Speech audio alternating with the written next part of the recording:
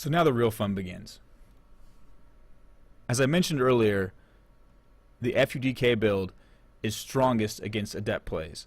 And this is the really cheesy variety of Adept play. He's proxied his Robo, he's chronoing out a Warp Prism. His Warp Gate technology is about to complete. The reason why this FUDK build, the proxy factory into a stim attack, is so strong against Adepts, especially against this cheesy variety of Adept drops, is because he's not going to have anything at home to protect, and he's chronoing out a Warp Prism. And the bad thing about this is his Robo Bay is all the way, or his robotics facility is across the map. So even if he chronoed out an observer first, he would still have to travel down here to protect himself from these mines going off. So because he separated his robotics facility from his mineral line, these mines are going to do massive damage. So he's not going to be able to spit out all the Adepts he would if we left him, you know, just to do whatever he wanted while we got an expansion and played standard.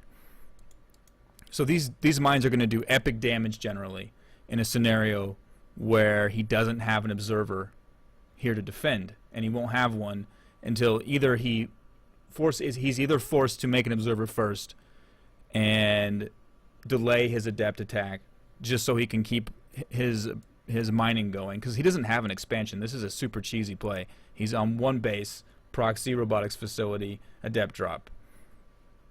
So we're going to see this play out, and he's not going to, I mean, he's basically going to lose his entire economy because he doesn't have an observer. The second mine gets in here, and these aren't even decent mine shots. They're just taking out little bits, pieces of him. But see, like, his economy's been completely obliterated here.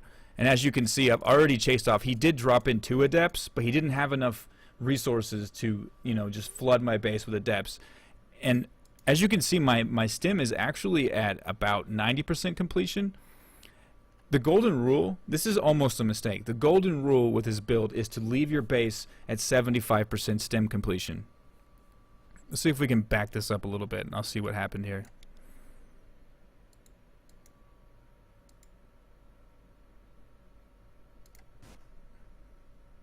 Alright, so yeah, he's able to drop in 2 Adepts, and I think I chose to defend because I wasn't quite at 75%, and I knew that he wouldn't have very many Adepts, so I can just go ahead and clean them up and then move out.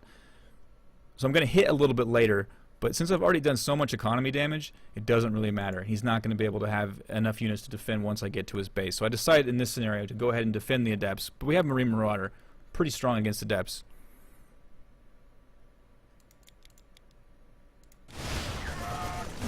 So I clean these up, and I might even pick off this. No, he actually does unsiege and leave with his Warp Prism. But I know that I have to leave because I've already exceeded the 75% mark, which is almost a mistake. You should almost always leave no matter what's happening in your base, because the only 2 things going to be happening in your base at this time are Adept drops and a standard Oracle play. And Adepts and Oracles don't shoot up. So in a worst case scenario, you can just lift your buildings and your troops are halfway across the map already, and you just kill him. You base trade, essentially. Let's speed this up a bit here. So this is really late. I should be leaving much earlier than this. And I think that the game would have been better if I just ignored these Adepts altogether and just left. So I bypass his proxy. I don't care about his proxy. It's not going to do anything to me. And I just go to work on what he has left. And he has nothing here. He has 1 pylon. He has his mothership core. He has a couple Adepts and an observer, but it's just not going to contend with my army. And that's GG.